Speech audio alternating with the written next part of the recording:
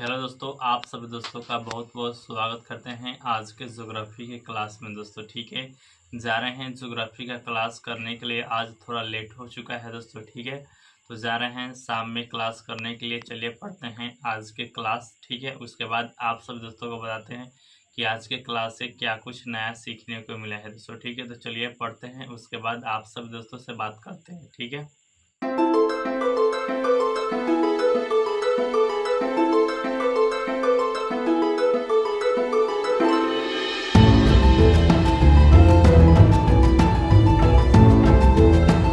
जैसा कि मैंने आप सभी दोस्तों को बताया था कि हम क्लास कर रहे थे ज्योग्राफी का दोस्तों, ठीक है। तो हमारा क्लास समाप्त हो चुका है। अब बात करना है कि आज के क्लास से क्या कुछ नया सीखने को मिला है दोस्तों, ठीक है। तो जैसा कि पिछले वाले क्लास में हमने आप सभी दोस्तों को शुक्र ग्रह के बारे में बात कर रहे थे दोस्तों, ठीक है। तो आज की क्लास की शुरुआत शुरू हुआ है दोस्तों शुक्र ग्रह के ही बारे में दोस्तों, ठीक है।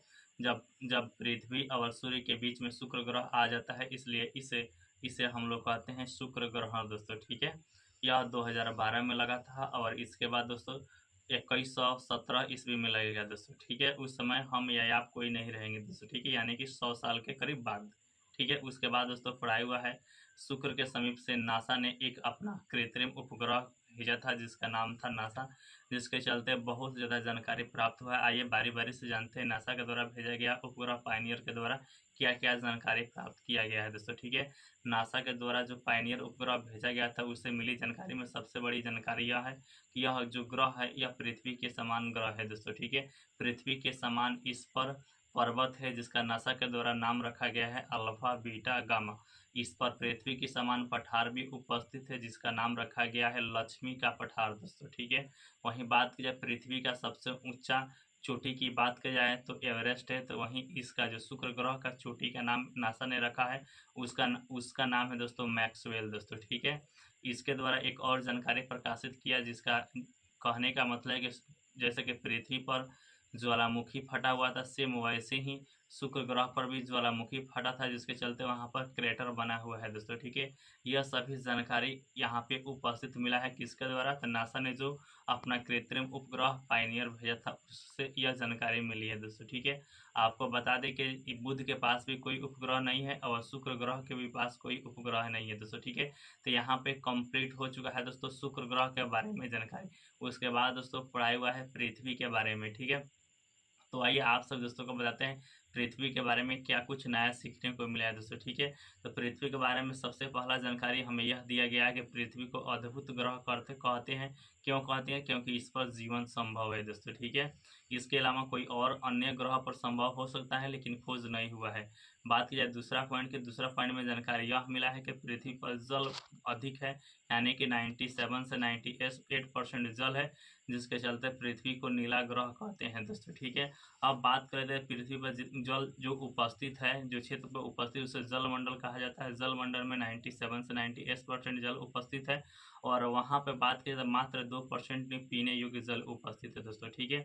बात किया जाए जो जल दोस्तों उपस्थित है यानी कि बादल के रूप में ठोस अवस्था में, कहने का मतलब पर्वतों पर जो उपस्थित है जो ठोस में है यानी कि बर्फ बना हुआ जल है, उसको हम लोग कहते हैं क्रायोस्फीयर, ठीक है, आप समझ चुके। उसके बाद दोस्तों पढ़ाया हुआ है जलमंडल के बारे में आप सभी दोस्तों को हमने जानकारी दे दिया है। अब बात कर लेते हैं कि यानी कि स्थल मंडल पे जो भी पृथ्वी के ऊपर ठोस है उसको हम लोग कहते हैं कि यह स्थल मंडल है दोस्तों, ठीक है। स्थल मंडल की बात की जाए कि निर्माण कैसे हुआ है, तो स्थल मंडल का निर्माण हुआ है चट्टानों से और खनिज पदार्थों से दोस्तों, ठीक है।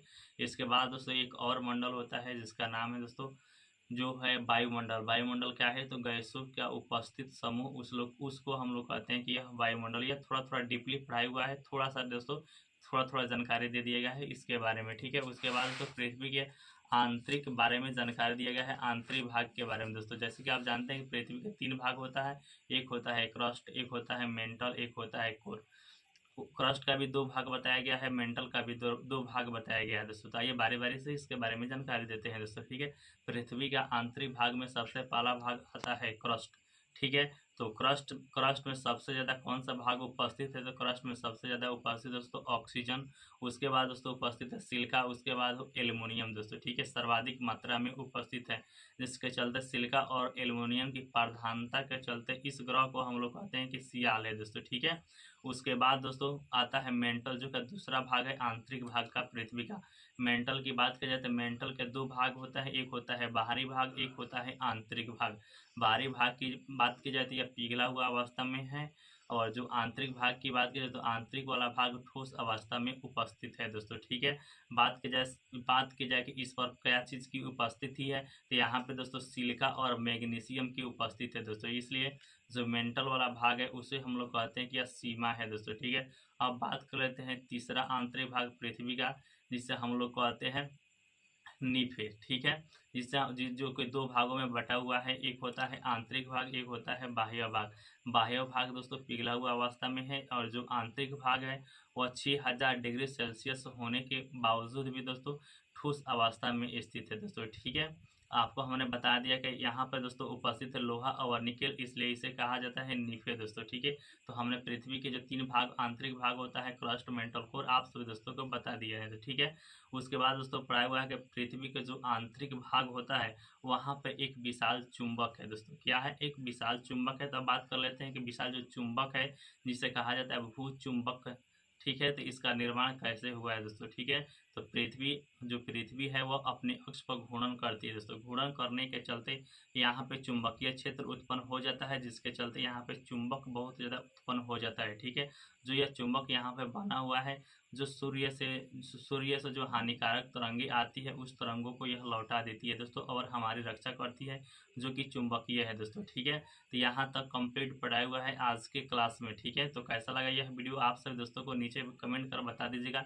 मिलते हैं नेक्स्ट वीडियो में, तब तक के लिए जय हिंद।